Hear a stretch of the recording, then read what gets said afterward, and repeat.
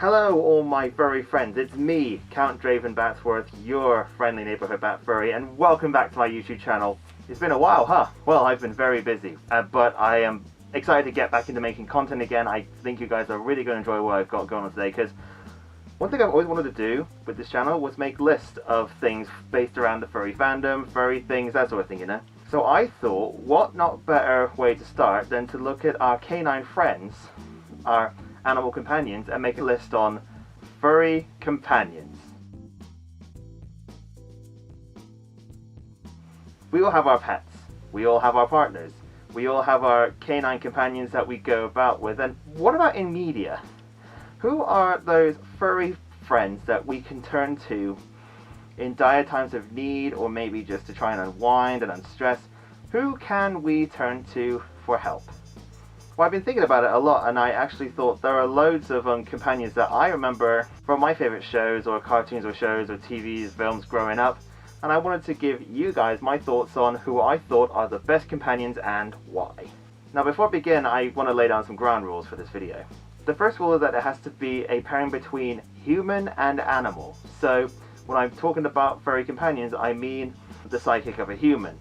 No animal pairings allowed. So, Mickey Mouse and Pluto already disqualified because, again, Mickey Mouse is already anthropomorphic. Number 2, we can have either real animals or maybe some made-up species if there are any.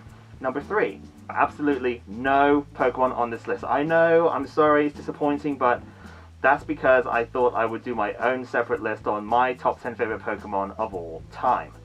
Now, with that said, let's get started.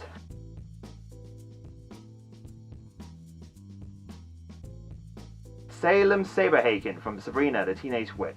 Admittedly not one of my favourite shows, but when my brother was watching Nickelodeon, when I wasn't allowed to watch Cartoon Network for a bit, there would sometimes be Sabrina on, and for some reason I thought the idea of Salem was really cute. You know, this sort of feisty cat who's able to talk, crack wise jokes. The perfect companion, really. If you're into like magic, witchcraft, wizardry, that sort of thing, but like a bit of humor, then Salem is a pretty good companion in my opinion. I actually have a black cat named Smithy, and he's amazing. Black cats are the best ever. They're not bad luck, they're good luck.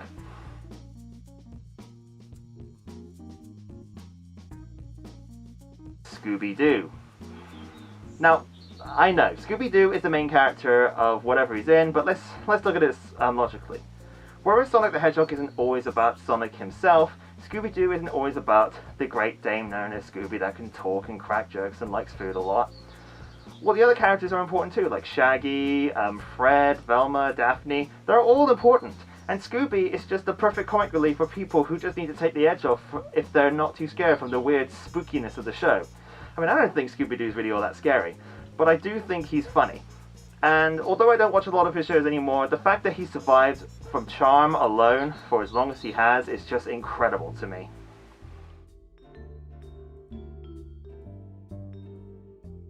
Isabelle from Animal Crossing. Now, I get it. Look, the Animal Crossing world is made up of mostly animals, but the main character is you, the human watching this. Or maybe you're a furry watching this, although you're still human. There's no such thing. I'm not going to get into the whole other kin argument. That's going to be another video. Now, I could have said any other character, like Tom Nook, who owns the store, but you work for him, basically, so that doesn't count. The mayor, although in New Leaf, he's not the mayor anymore, he's retiring. He's not really a sidekick. The pelican in the post office, I'm sorry, I forgot her name. But the one that always serves you and helps you out is Isabelle. Isabelle is the most adorable creature ever made in Animal Crossing, and she's so sweet and humble. Her helpfulness and her ability to take on lots of roles for you and to make Animal Crossing easier for you, plus her ability to, really go to town and smash, makes her a very worthy contender for this list.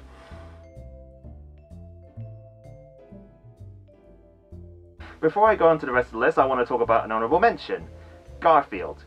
The lovable cat who hates Mondays, loves lasagnas, and just makes John's life a living hell.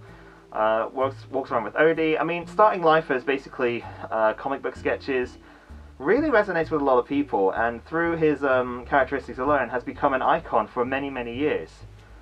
The films are crap, but the cartoons and the comics, pretty good.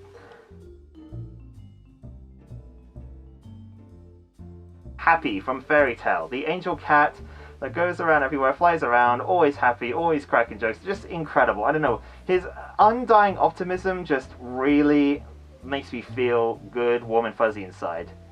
You want to know something funny? When I first started reading Fairy Tale, I kept reading his lines in a Scottish voice. I don't know why. I don't know why. I don't know, I just felt like, you know, it would work. But again, I just, despite whatever voice he's in, Happy is just wonderful, lovable, fuzzy, sweet, incredible. I think he's incredible.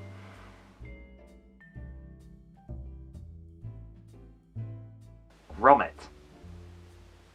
I grew up on Wallace and Gromit as a child, and the one character I could sometimes, you know, get my most joy out of is the silent canine companion to one Wallace who just wanted to help his buddy solve the mystery and is admittedly much smarter than his owner or his pal.